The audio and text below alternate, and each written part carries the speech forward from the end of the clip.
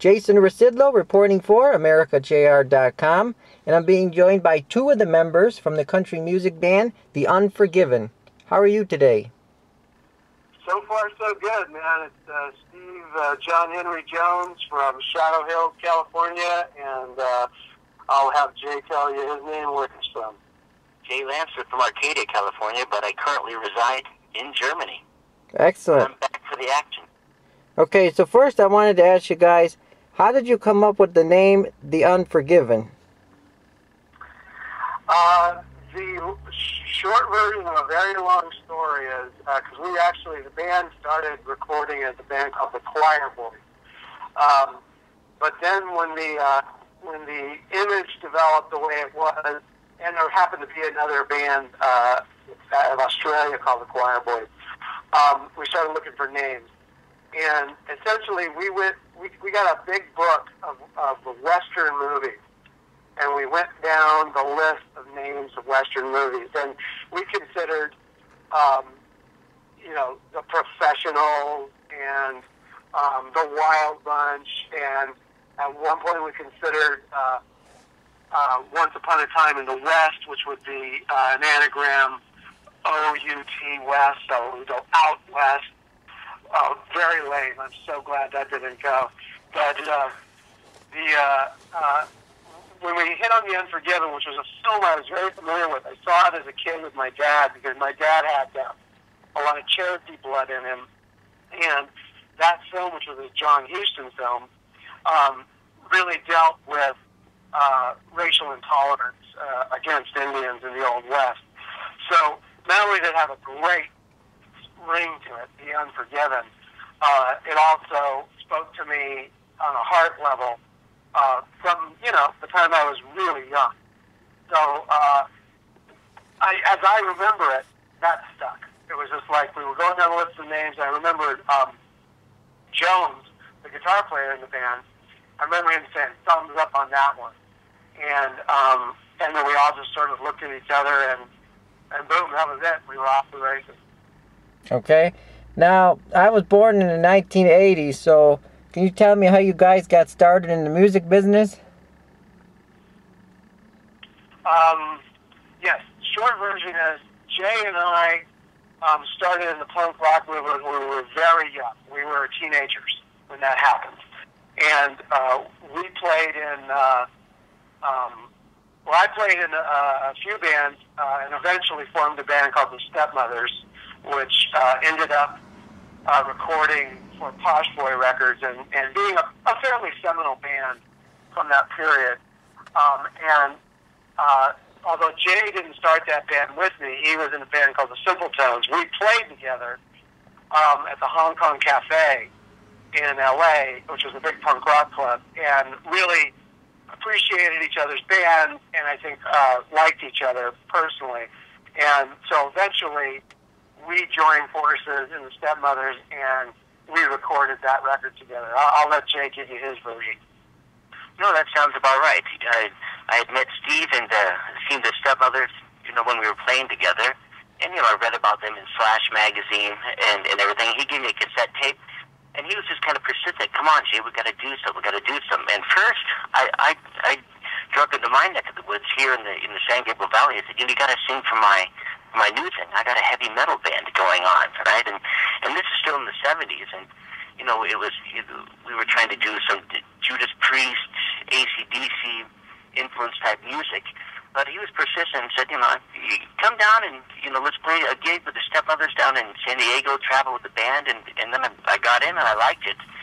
And during the Stepmothers thing, ironically, we started to develop a little bit of this spaghetti western look and a little bit of this spaghetti western sound with I Hear a Rumble, and we focused our not only on Hollywood but also on the Inland Empire with doing gigs and meeting fans, and it just kind of went from there. When we split, when our paths split, and I left the band in, let's say, in 1981 or in 1980. Steve just forged on with it and developed this Unforgiven idea, which at one point he had offered me, would you be interested? And I said, well, no, I kind of got this thing going on here, and then I was immediately jealous. Well, what I think would be interesting, Jason, at that point, I formed this new band, The Unforgiven, with all new people. I'd never played with anybody in that band before, all Inland Empire guys. And then we got, The Unforgiven became the toast of the town for a couple of years. It's still the biggest bidding war of all time. It was a very heady time. What I would be interested in is Jay's take on that, because he was watching it actually from outside the band before then he came into the band. So I'm listening, Jay. What was that like? That was great. You guys are great. I mean, you destroyed every audience. Every guy in every band was immediately jealous and said, "Oh, look at them with so many guitar players. Why do they have so many?" And oh, look at that image. Like, oh my goodness. And then they said, "Man, look at all those chicks. Man, look at all those people, and look at that full house. And geez, they're kicking ass every night." And yeah, I mean, I was envious and proud, and knowing that I had been a little bit part of the development, was maybe some of the ideas along the way. And the second time he asked, I didn't say no. Okay. Now, who are some of the bands that you guys sound like? Jay? I don't know. Leonard Skinner, a little bit. Black Oak, Arkansas. I think Davy Jones. I think those. I think sometimes Jay and I definitely drift into the Outlaws in terms of our double lead guitar playing. I think that there's a lot of Americana in The Unforgiven, and although there's a very heavy aspect of the band, there's definitely a very we drift into kind of very bombastic Bad Company style playing. There's also a, and I'm not comparing us to these bands by any means, but you have. So I think there's a Springsteen, sort of an 80s Springsteen thing in there. I think there's a Tom Petty thing in there. I think even John Cougar Mellencamp. I think all that drifts into what we do, and also the country thing. I mean, not only were we influenced by, Willie Nelson and Waylon Jennings and Johnny Cash, that all leaked in there. And has remained. And the irony is, for a couple of punk rockers from Los Angeles, we ended up playing with Willie Nelson and Johnny Cash and Chris Christopherson and Waylon Jennings, which was a thrill beyond anything you could imagine. But there was actually a punk band who was the very first, what I think they would describe now as alternative country. But at the time, it was called cowpunk, for lack of a better expression. There was a band called Rank and File that did a brilliant record on Splash Records. I think about 2 years before The Unforgiven got signed. And those guys were friends of Jay's and mine, because they were in a band. They were in the Dills, right? That was the Dills, right? That was the Dills, yes. Yeah. Oh. So we were contemporaries of those guys in the punk rock scene, and they were stars of that scene, as Jay and I were in our own ways. But they got hooked on this. They really did something special. They really did something neat. They combined a punk ethic and a punk vibe with a very traditional Johnny Cash-like sound, and they wrote some great songs. And that they were a big. Although I don't think we ever sounded like them. I don't mean that, but the way they combined genre.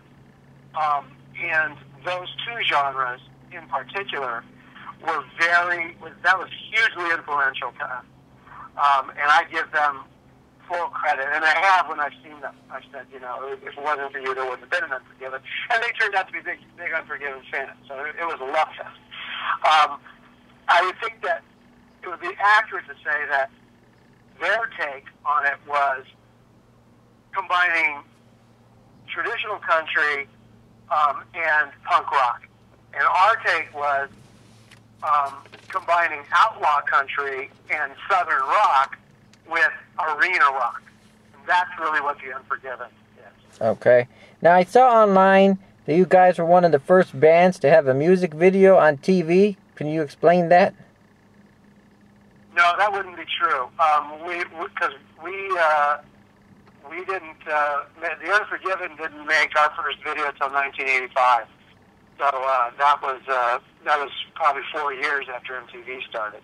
But what was interesting was that although the record on Elektra didn't sell the kind of units that we, the label, and everybody thought it should, the first video, which was called "I Hear the Call," that was a success. That was on regular rotation on MTV, and so that definitely worked. The look always worked. Okay. Now, why did you guys decide to reunite for the Stagecoach show? I'm gonna let Jay answer that one. Well, the Unforgiven songs have always kind of, remained with us, and Steve and I had met intermittently over the years, and we'd always kind of sit around, and when I'm sitting at home in Germany with my buddies, I always eventually end up playing these songs, but we always, I was thinking one day it's going to happen again, and I think, but it was more like the Stagecoach Festival, maybe giving the opportunity, and that was the final kick. Excellent, excellent. Once there was an opportunity there, then we said we must seize this and go there and have a blast. Very good. Copyright 2012, AmericaJR.com, Los Angeles, California.